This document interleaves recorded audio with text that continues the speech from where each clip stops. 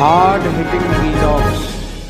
Slow death right now, and I have no whereabouts about him, and there are strong rumors about him not being there. I appeal to the world to raise a voice for my husband. He is also a political prisoner, and he is the face of the freedom struggle. And if God forbid anything happens to him, it's the Indian state that's responsible. Every prisoner has a right to medical aid, and even the doctors at Tihar have said that he must immediately be shifted to ICU. But there is absolutely no response. There is a deathly silence from the Indian side. I don't know what they want to do with him, and then these strong rumors, and I have no contact with him, and I'm not allowed to talk to him for the past five months, and I'm really deeply disturbed, and as his family deeply concerned about his whereabouts and his health condition.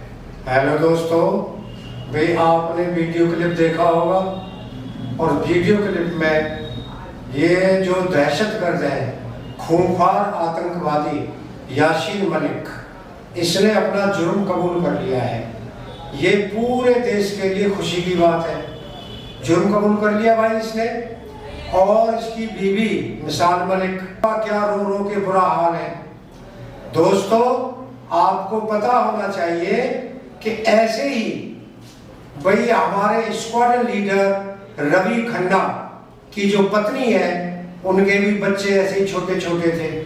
तब इसने 4 air force के officers को श्रीनगर में भाई bus stand पे खड़े थे। वो सुबह सुबह का टाइम था, अपनी ड्यूटी जाने को तैयार थे, वो वेट कर रहे थे बस का। और भाई ये आया अपनी गैंग के साथ और AK-47 से भाई इसने अंधाधुंध गोलियां चला करके उन 4 एयरफोर्स ऑफिसर्स को शहीद कर दिया था। और दोस्तों, मैं बता दूं आपको, रवि खन्ना की जो पत्नी है, उन्होंने कितना लंबा इंतजार किया, कितना लंबा संघर्ष रहा होगा उस बहन का, कितना लंबा इंतजार किया उन्होंने। 32 साल तक उन्होंने ये लड़ाई लड़ी, कश्मीर से लेकर के दिल्ली तक, जम्मू से लेकर के दिल्ली तक, हाई कोर्ट से लेकर के सुप्रीम कोर्ट तक। भाई उन्होंने उस बहन ने लड़ाई लड़ी और उसने कहा कि मुझे अपने पति के लिए इंसाफ चाहिए, स्क्वाड्रन लीडर रवि खन्ना के लिए। दोस्तों, आप जानते हैं कि भाई देर आए दुरुस्त आए, कहावत है, देर आए दुरुस्त आए, बेटर लेट देन नेवर। लेकिन मैं आपको बता दूं कि इसके साथ एक कहावत और भी है कि justice is delayed, justice is denied. यानी कभी भी न्याय में अगर देरी होती है, इंसाफ में देरी होती है, तो वो न्याय से वंचित ही माना जाता है। लेकिन दोस्तों, आप जानते हैं कि ऊपर वाले की जो लाठी है भाई, उसमें आवाज नहीं होती, उसमें आवाज नहीं होती ऊपर वाले की लाठी में। और भी आपने कहावत सुनी होगी आपने कि भाई देर है अंधेर नहीं है, देर है अंधेर नहीं है। तो आप जानते हैं कि इस यासीन मलिक ने भाई अपना जुर्म कबूल कर लिया है NIA के कोर्ट में। इसने अपना जुर्म कबूल कर लिया है कि मैंने ही आतंकवाद के लिए फंडिंग की, मैंने ही लोगों को, निर्दोष लोगों को मारा, मैंने ही भाई कत्लेआम मचाया घाटी में, समझ गए ना। और आजकल ये क्या बना हुआ है भाई, फ्रीडम फाइटर बता रहा है पाकिस्तान इसको कि भाई ये तो क्या है, पीसफुल स्ट्रगल। अगर ये पीसफुल स्ट्रगल है तो भैया वो जो बम चलाना और वो क्या कहलाएगा फिर। दोस्तों, आप जानते हैं कि अब इस आदमी के लिए जो रस्सी नहीं बनी थी, वो रस्सी भी बन चुकी है और फांसी का फंदा भी तैयार हो गया है। और इस आदमी को 2 सजाओं में से एक सजा होनी बिल्कुल निश्चित है। नंबर 1 कैपिटल पनिशमेंट, यानी कि या तो मौत की सजा या लाइफ इम्प्रिजनमेंट या फिर आजीवन कारावास। इस आदमी को होना अब जरूरी है। दोस्तों, आप जानते हैं कि इसकी पत्नी का, मिसाल मलिक का, और भाई इसकी लड़की जो रजिया सुल्ताना, किस तरह से रो रो करके भाई उनका बुरा हाल है। लेकिन दोस्तों, आप जानते होंगे कि जिन लोगों को, निर्दोष लोगों को, जिन बेगुनाह लोगों को, जिन मासूम लोगों को इसने मौत के घाट उतारा, भाई उसके परिवारों का क्या हाल होगा, उस बाप का क्या हाल होगा जिसके बेटे को इसने मौत के घाट उतारा, उस पत्नी का क्या हाल होगा जिसके पति को इसने मौत के घाट उतारा, वो बहन कैसे रहती होगी, कैसे अपने को दिलासा देती होगी जिसके भाई को इसने कत्ल किया। दोस्तों, बच्चे क्या, भाई बच्चों पर क्या बीती होगी, कैसे बच्चे वो बड़े हुए होंगे, कैसे उन बच्चों पर बीती होगी, कैसे उसकी जिंदगी खराब होगी, बच्चों की, छोटे छोटे बच्चों की, जिसके बाप को इन्होंने मारा होगा। कैसे एक बेवा ने, कैसे एक पत्नी ने अपनी पति की मौत के बाद रो रो करके अपनी आंखों की रोशनी खो दी। आप जानते हैं कि कितना पैथेटिक है ये।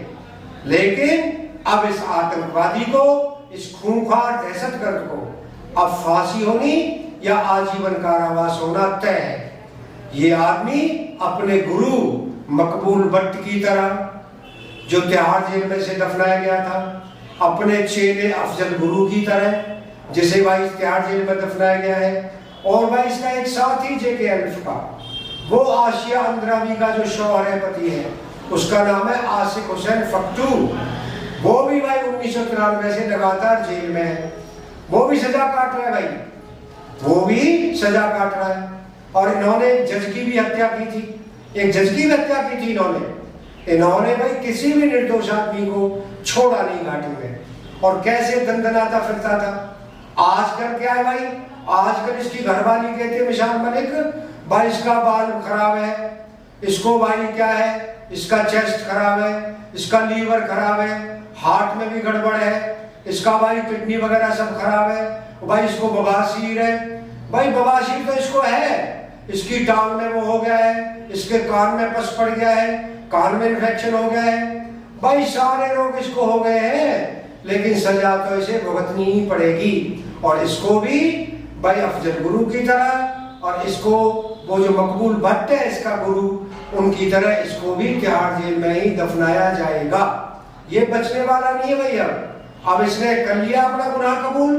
अब मैं आपको जाते जाते एक बात और बता दूं कि भाई इसने अपना गुनाह कबूल क्यों किया।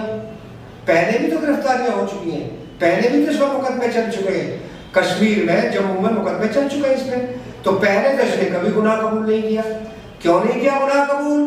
क्योंकि इसे पूरा भरोसा था कि भाई जो आईओ है, जो इन्वेस्टिगेशन ऑफिसर्स है, जो वहां की सरकार है, भाई यही फारूक अब्दुल्ला, यही महबूबा मुफ्ती, यही महबूबा मुफ्ती का बाप, भाई इन्होंने सबने पूरी कोशिश करी कि भाई कैसे भी इसके खिलाफ केस नहीं बने, इसको सजा नहीं हो, और भाई ये छूट जाए, इसकी जमानत हो जाए। बाद में सब केसों में रफा दफा कर दिया गया। और भाई इसे इंडिया टुडे के कॉन्क्लेव में क्या माना गया भाई, इसे यूथ आइकॉन। भाई ऐसे आतंकवादी अगर यूथ आइकॉन होते हैं तो जो वास्तव में यूथ आइकॉन होते हैं वो तो फरिश्ते हो गए भाई, वो तो फरिश्तों के बराबर हो गए। यूथ आइकॉन बताया था भाई इंडिया टुडे की कॉन्क्लेव में इसको, इंडिया टुडे ने। और मनमोहन सिंह प्राइम मिनिस्टर भाई इससे मिले थे, बाकायदा मुलाकात की थी। क्यों मुलाकात की थी ये भी मैं आपको थोड़ा सा बता दूं, ये बता दूं मैं आपको थोड़ा सा।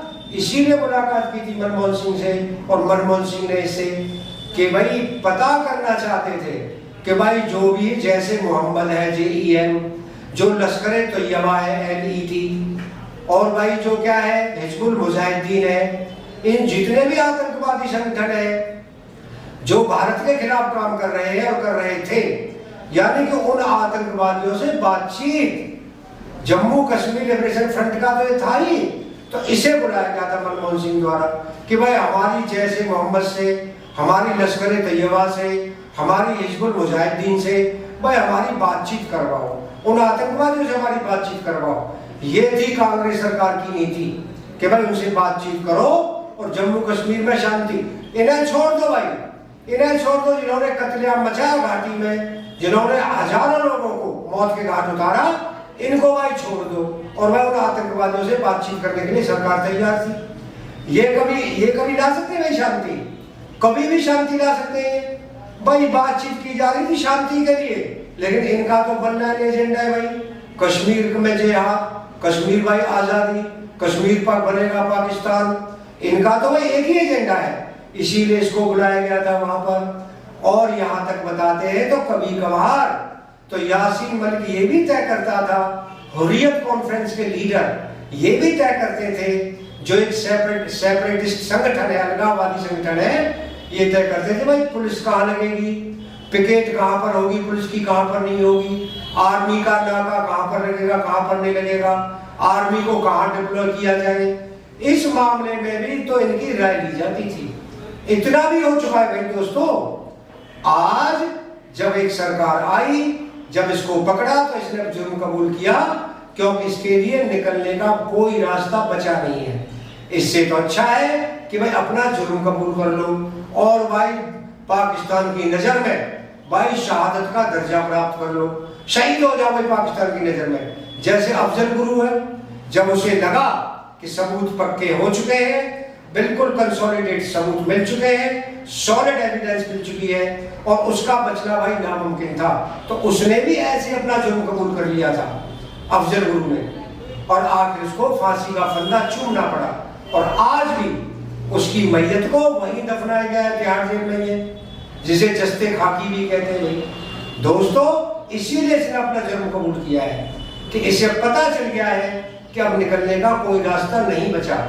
तो पहले जब इसे गिरफ्तार किया गया था, मुकदमे चले थे, तब तो इसने एक बार भी कबूल नहीं किया था कि हाँ भाई ये गुनाह मैं कबूल करता हूँ, मैं अपने जुर्म कबूल करता हूँ।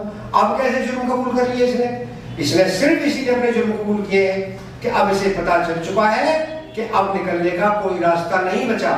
और तब पहले इसे पता था कि पहले ही निकलने के रास्ते सरकार ने खोल दिए जम्मू कश्मीर की है, और मुझे कुछ नहीं हो सकता, कोई मुकदमा नहीं चलेगा, कोई सजा होने वाली नहीं है।